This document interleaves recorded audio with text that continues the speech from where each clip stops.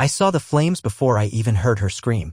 Karen, our HOA president, was standing in the middle of the street, hysterical, shouting at a fire that was already climbing up the back of my Ferrari 488 like it had a personal grudge. She wasn't trying to help. She wasn't calling 911. She was laughing. And that's when I knew this wasn't an accident. This was personal.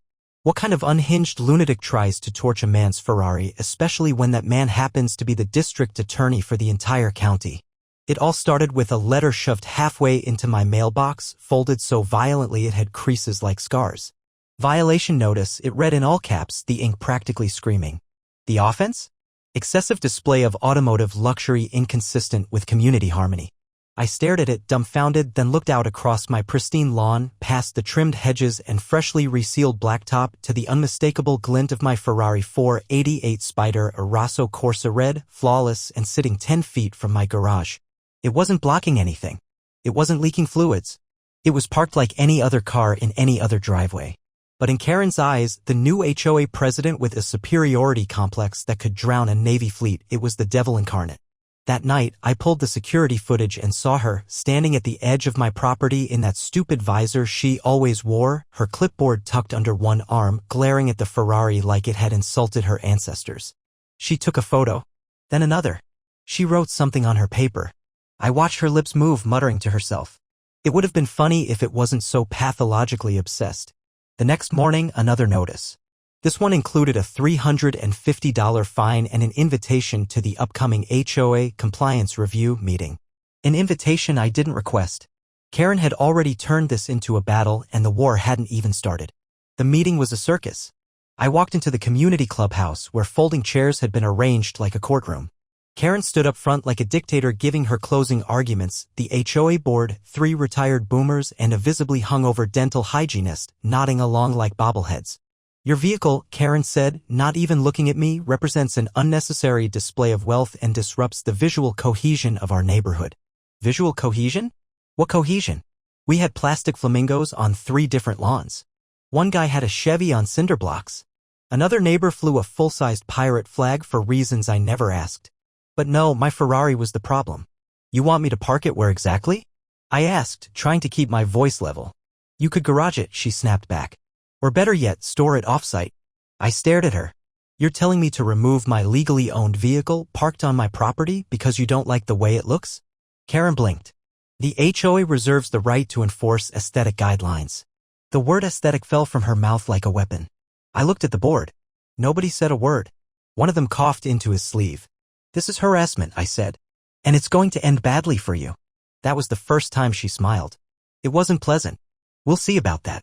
Over the next week, it ramped up. My mailbox started filling with weekly fines, $500, $700, even a $1,000 citation labeled continued noncompliance.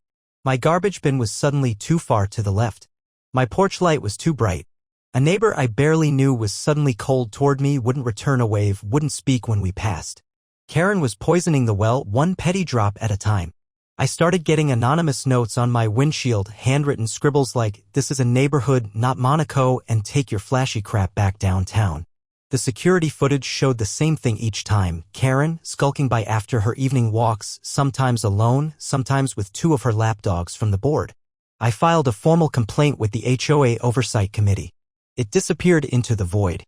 Karen had already embedded herself like a tick, rigged the voting procedures, rewritten the minor ordinances, and bullied the more passive residents into silence. She wasn't running the HOA. She was weaponizing it. I had the documents to prove it. At this point, I started treating it like a case.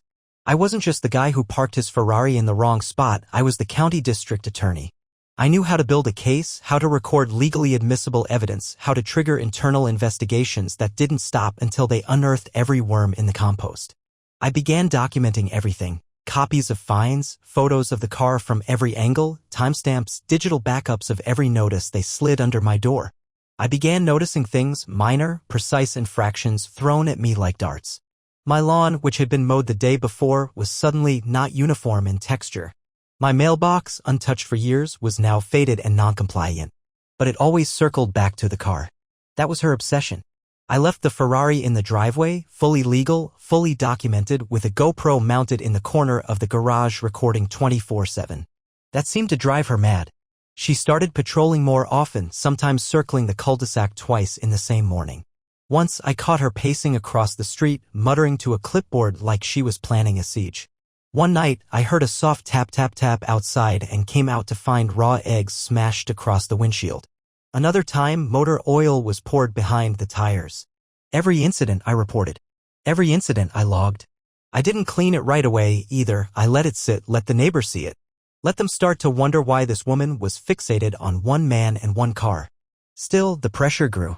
A formal cease and desist was mailed to my home, signed by Karen herself. When I called the HOA hotline to protest, I was put on hold for 25 minutes, then told, "Sir, this is a community matter. We suggest cooperation." I wasn't looking for cooperation. I was building a case. It was all psychological warfare, now small, annoying infractions meant to break a man's patience. And she was good at it. I started hearing whispers at the grocery store. One neighbor refused to let his kid play near our yard. Another left a basket on our porch with a pamphlet about respecting communal harmony. I didn't break. I just kept documenting. I played chess while she played harassment. By the end of the second month, the fines stacked to over $6,000, none of which I paid, none of which were legal. But she didn't know that. Karen thought she had me on the ropes. She thought I'd move the car or sell it or run. She didn't know she was baiting the one man in the county who writes the rules she was breaking. She had no idea the trap was already being set. And she sure as hell didn't know I had filed a quiet complaint to the state's HOA regulatory board with a 250-page dossier that included video, digital timestamps, forged ordinance printouts, and her signature on 3 separate illegal HOA mandates. All she knew was that I had a Ferrari, and it made her feel powerless. So she did what all desperate, petty tyrants do when they feel the illusion of control slipping. She escalated. And that was exactly what I needed. It started with the hiss of a valve at 2 in the morning. I was already awake, insomnia chewing at the back of my brain, my laptop glowing as I scanned the latest HOA documents Karen had forged, yes, forged to retroactively justify her fines. Then I heard it again. A hiss, low and deliberate, like someone slowly deflating a balloon. I moved to the window and froze. There she was. Karen, squatting beside the Ferrari. In a robe and slippers, with one of those chunky flashlights clenched between her teeth like she was raiding a jungle bunker. One hand on my tire valve. The other holding a turkey baster filled with what? I didn't know yet, but the camera caught everything. I flipped on the porch light. She bolted like a raccoon. Too late. I had her. By morning, all 4 tires were partially deflated and the hood was smeared with something thick, syrupy, and faintly acidic. Karen had weaponized pancake syrup. Or at least something like it. That same afternoon, while I was washing it off, a neighbor jogged by with his dog, slowed down, and said under his breath, "You might want to check your gas tank." I turned, met his eyes, and he gave me a look that said he was done being silent. I checked the tank. The cap was loose. My mechanic later confirmed what I suspected, sugar. A full cup of it. Had I started that engine, the repair bill would have been 10 grand easy. Instead, I added that to the incident report. Entry number 36. That was the moment it shifted. This wasn't just harassment. This was criminal sabotage. Felony territory. I should have pressed charges right then. But I didn't, not because I lacked the evidence, but because I hadn't caught her in the act with enough force for a conviction. Not yet. The law demands precision, and I intended to give it that. So I let it ride. I moved the Ferrari into the garage. Not for fear of Karen, but because it was time to set the second layer of the trap. 2 more cameras. Motion sensors. Thermal heat triggers. The garage became a fortress. And Karen? She became an addict without a fix. Her obsession with the Ferrari was growing wild and feral. That's when the notes started appearing. Taped to the garage. Pinned under the windshield wiper of my wife's car. One on my front door, written in red marker, complete with HOA letterhead. "We warned you. You've defied the board. Compliance is no longer optional." I had it tested. Not printed by the HOA. A fake. She was forging stationery now. I didn't confront her. I wanted her to believe I was cowed.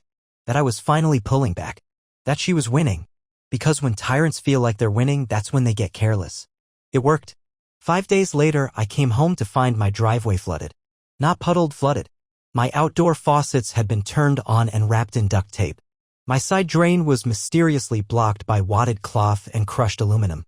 The water pressure had created a sheet of runoff that flowed into the garage and settled like a pond around the Ferrari's tires. The water was muddy. Smelled faintly of bleach. Had it reached the car's electronics, it would have meant tens of thousands in damage. But Karen didn't know I'd installed a subfloor sump pump last year. I drained it within an hour. Saved everything.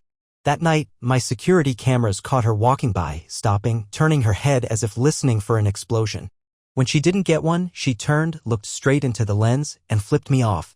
That image is now framed in my office. But things got darker. One night, I was taking out the trash when I noticed the street lamp across from my house had gone out. That same night, a car idled near my driveway for 23 minutes. Same model Karen drove. Different plates. Tinted windows. I reported it. The next day, my back fence was slashed, 3 panels removed as if someone had tried to crawl through. My security cameras had caught nothing. But I found a footprint in the soil by the fence. A woman's size.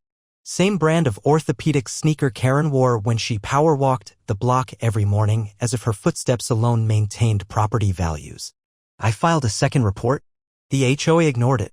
The police asked for evidence. I sent them 74 pages. Then came the fire. Or rather, the warning. It was a Tuesday. Quiet. My wife had taken the kids to her sister's house out of town. I stayed behind to work. Around midnight, I smelled smoke. Not from inside. From outside. I ran to the front yard and saw it, flames licking up the bushes beside the driveway. Fast, hungry, unnatural. I grabbed the fire extinguisher and killed it within minutes. But not before it blackened the lawn and scorched a corner of the garage. The flames were triangular, like they'd been shaped, directed. I walked the perimeter and found it, the neck of a broken bottle, scorched at the tip, black soot still clinging to the inside. A Molotov. Not fully ignited, but lit long enough to send a message. One I wasn't going to ignore. I called it in. The fire chief arrived. Said it looked suspicious. Took the bottle in for analysis. No prints, but traces of gasoline and lighter fluid. I checked the camera logs. Karen hadn't been on foot this time. But a car with her bumper sticker, "I brake for bylaws," had passed my house 5 times between 11:30 p.m. and 12:15 a.m. I sent that footage too. Then I triggered the legal protocols. I wasn't going to wait for Karen to level my home. I activated a dormant case file I'd been quietly building at the DA's office, one that included criminal harassment, destruction of property, mail fraud, false fines, impersonation of a government agency, and now attempted arson. I pulled in a junior ADA I trusted and laid out the evidence. She stared at the file, then said, "Are we really doing this over a Ferrari?" I shook my head. This isn't about a car. It's about power abuse, forged laws, and a deranged suburban dictator who thinks fire is an acceptable HOA policy. She nodded. Then let's set the noose. I went back home and replaced the cameras with hidden fiber optics. Installed microphones near the fence line. Put a bait dummy under the Ferrari cover, same shape, same shine, just a shell with no engine. I let it gleam in the sun. Let Karen think she still had a target. 3 nights later, she took the bait. It was 2:37 a.m. She crept across the street in a dark hoodie and gloves, pulled something from her tote bag, and knelt behind the car. I watched from my study, silent, recording. She poured a line of accelerant across the pavement. Took out a lighter. Flicked it once, twice. Nothing. Then she cursed under her breath and muttered words I will never forget. "Burn it, you smug bastard. Let's see you park this in our neighborhood." I smiled. That recording, audio, video, the whole thing was the final piece. Karen had crossed from obsessed tyrant into felonious arsonist with full intent and motive on tape. I sent it all to the DA's office, the fire marshal, the police, and most importantly, the media. Because when people like Karen get exposed, it can't happen in the dark. It has to happen in front of everyone they ever tried to control. And what was coming next would be the legal equivalent of napalm. Karen didn't disappear after the arson attempt. If anything, she evolved. She shifted from rogue firebug to something even more dangerous, a woman with a clipboard, a following, and an inferiority complex baptized in gasoline. After her failed assault on my Ferrari, she regrouped, doubled down, and turned the HOA into a suburban cult. It began quietly. The next HOA newsletter had an entire section titled Community Integrity Guidelines with new language about hazardous displays of wealth, engine noise pollution, and my personal favorite, vehicles with disruptive aesthetic profiles. The cover image was a zoomed-in shot of my Ferrari's front grille. Cropped tight. Aggressively pixelated. No context. No caption. But everyone in the neighborhood knew. The message was clear, the car was now enemy number 1. But the words were just the beginning. A week later, several homes received strange compliance kits from the HOA, branded envelopes containing beige driveway paint samples, brochures about visual harmony, and a request to voluntarily disclose vehicle information to the board. My neighbor Rachel showed me hers.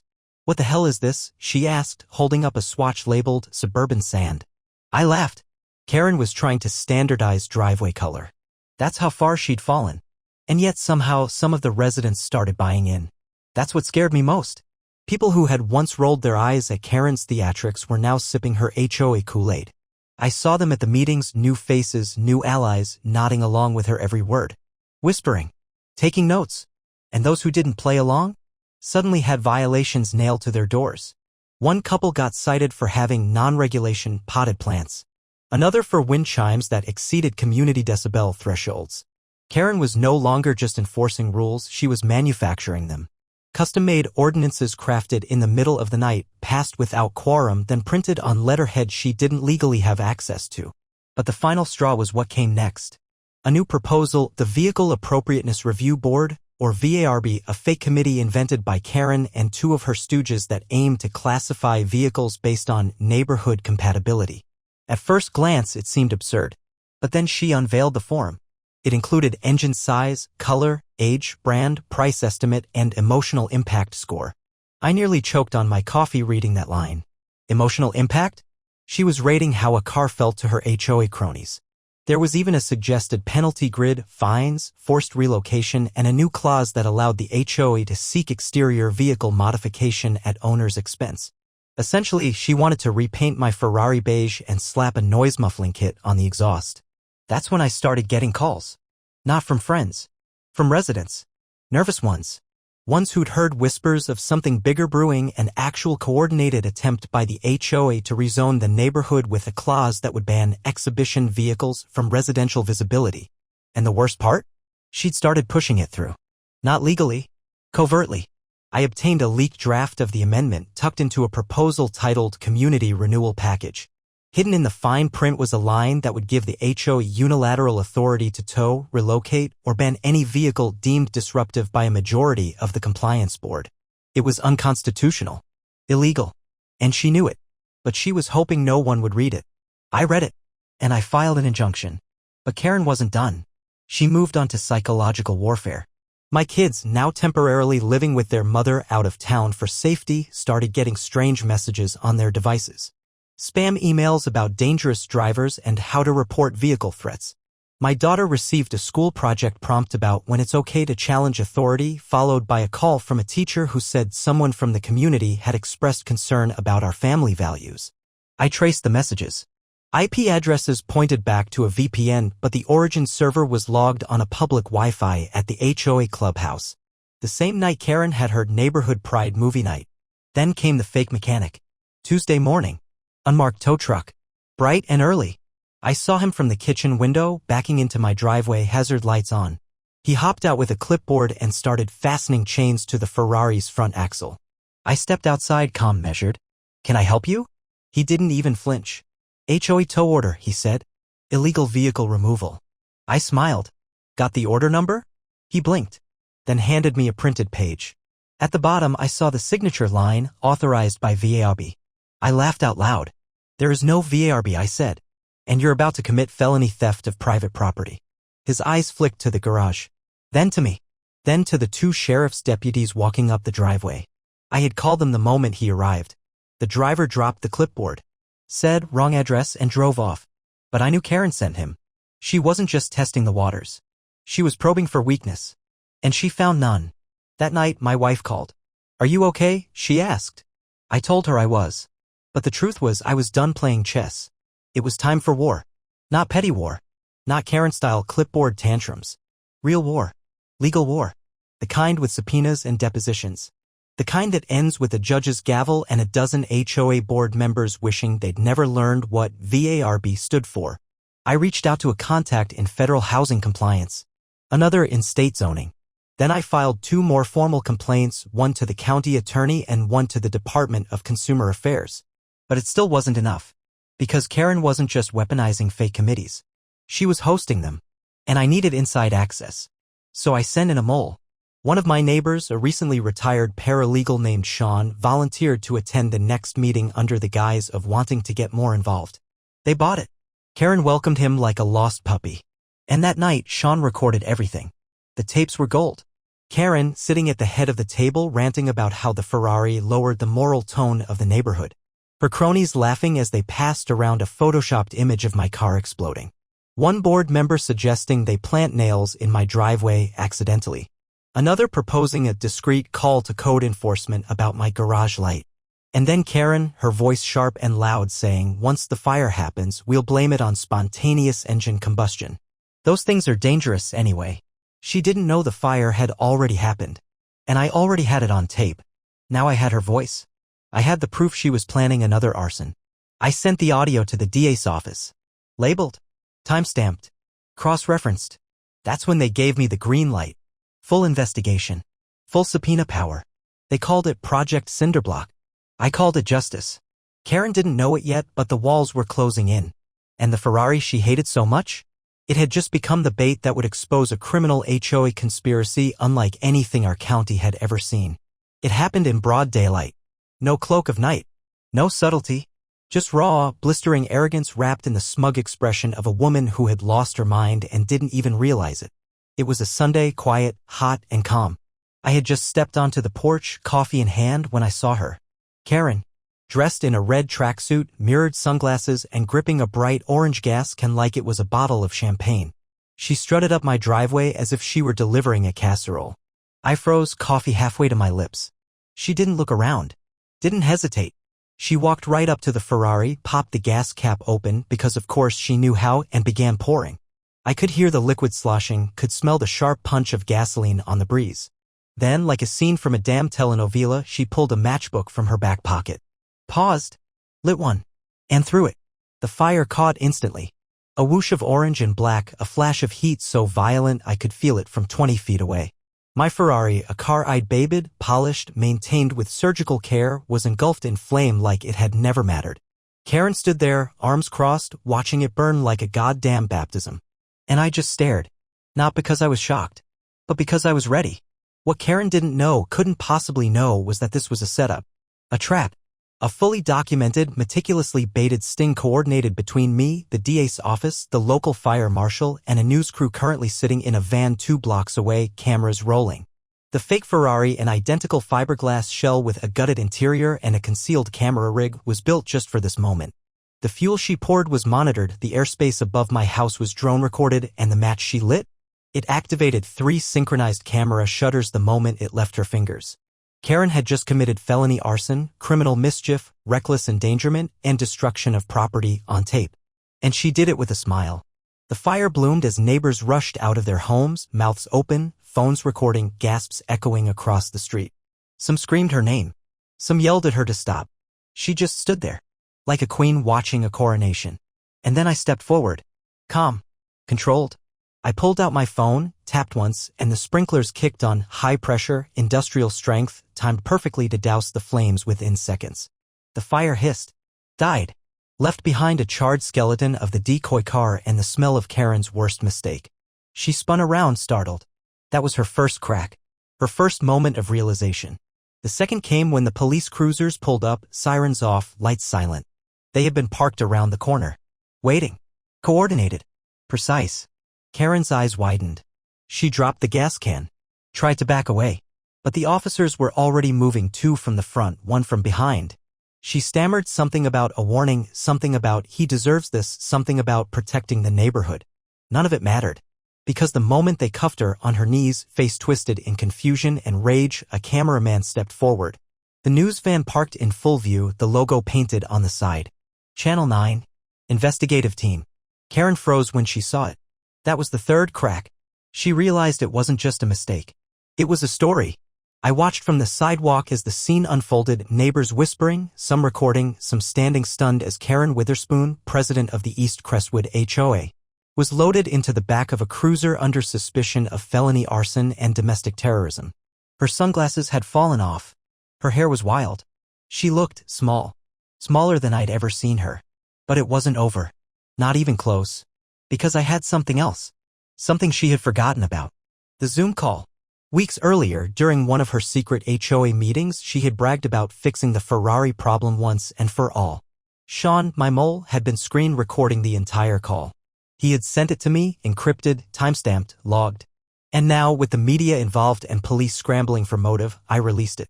To Channel 9. To the DA's office. To every homeowner in the neighborhood. The call showed Karen laughing, sipping wine, and joking about how easy it would be to torch that eyesore and pretend it was electrical. She even named the gas station where she'd bought the accelerant. Said it with a giggle. Said it like it was a joke. That clip alone went viral. The next morning, it was on every local broadcast. HOA president caught plotting arson on camera. Headlines screamed her name. Her mugshot hit every outlet, smudged mascara, sunburned cheeks, the shadow of fear in her eyes. And the neighborhood? It exploded. Residents who had stayed silent for years came forward. One after another. They lined up outside the HOA clubhouse with binders, screenshots, photocopied fines, audio recordings. Stories poured in: Karen stealing Amazon packages to inspect contents, Karen threatening to fine people for Halloween decorations, Karen instructing landscapers to dump mulch on non-compliant lawns. It was a flood. A reckoning. The media set up camp at the edge of the neighborhood. The HOA board scattered like cockroaches, each trying to distance themselves from Karen, each claiming ignorance. But I had emails. Recordings. Witnesses. The fire was just the tip of the inferno.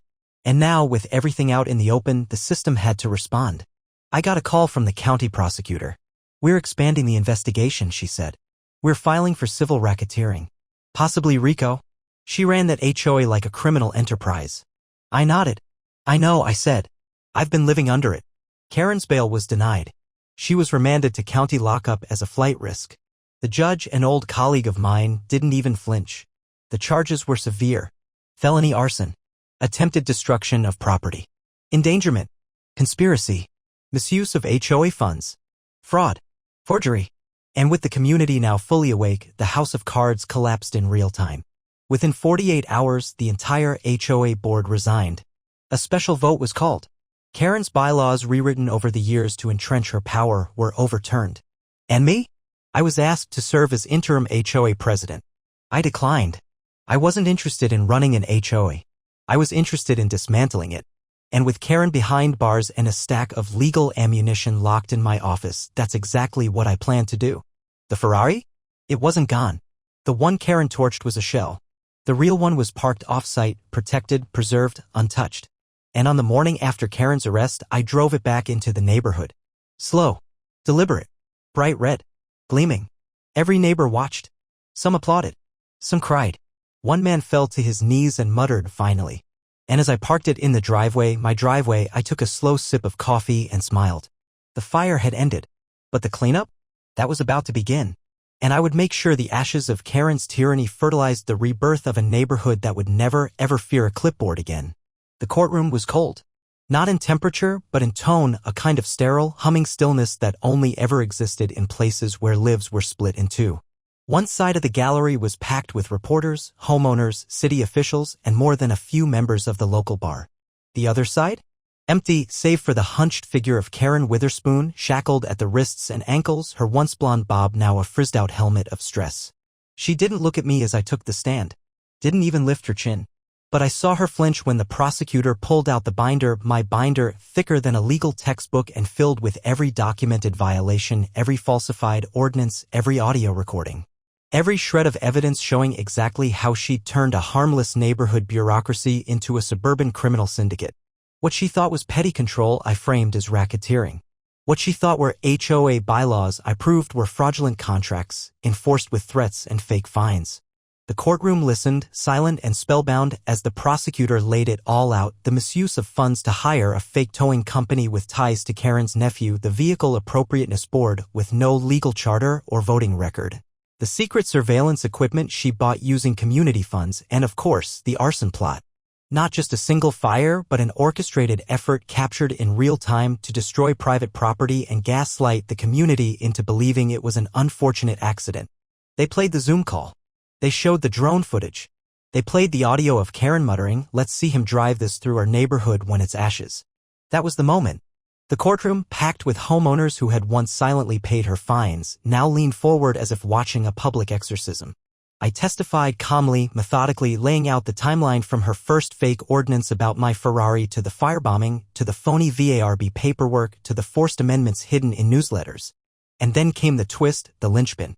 I revealed that Karen had never been legally elected HOA president. A forensic audit of HOA records showed that the last official election had been over 6 years ago. Every year after that, she had claimed unopposed re-elections but never filed the paperwork. No voting records. No signatures. No public notices. She had seized power and dared anyone to stop her. Until I did. The judge didn't even need a recess. When the sentencing came down, it was swift. 28 counts, he read aloud, his voice clear and surgical. Arson. Criminal mischief. Wire fraud. Mail fraud. Forgery. Harassment. Misuse of community funds. Obstruction of justice. She tried to speak, stammering about doing it for the good of the neighborhood, but the judge cut her off cold. You created a kingdom where you had no crown.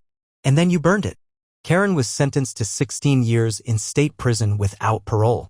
The courtroom gasped. Someone clapped. The judge banged the gavel. That's enough, he said. But it wasn't enough. Not for me. Because the legal punishment was just the first part. The rest, the real justice, was something I had been planning long before the trial. The HOA was disbanded within the week. A full community vote, overseen by the state's housing regulatory agency, ended in a landslide. 94% voted to dissolve the entire East Crestwood HOA. The bylaws were shredded. The fines were erased. The aesthetic guidelines once used to bully and bankrupt homeowners were now nothing more than a pile of shredded paper locked in an evidence room. But I wasn't done. I filed a civil suit on behalf of every homeowner Karen had victimized. Not just for money. For symbolism. Damages. Refunds. Mental anguish. Property depreciation. Dozens of residents joined me. I submitted my brief to the court under a special statute used to dissolve corrupt nonprofit organizations. The ruling came down in our favor. Karen was ordered to forfeit her home, her savings, and every asset she had linked to HOA funds. The proceeds were divided equally among residents. But I waived my share. All I wanted was one thing. Her house. I bought it at auction. Cash. She had painted it beige to enforce community standards. I repainted it jet black. Tore down the mailbox. Installed a neon sign above the garage that read, "Welcome to the Ashes."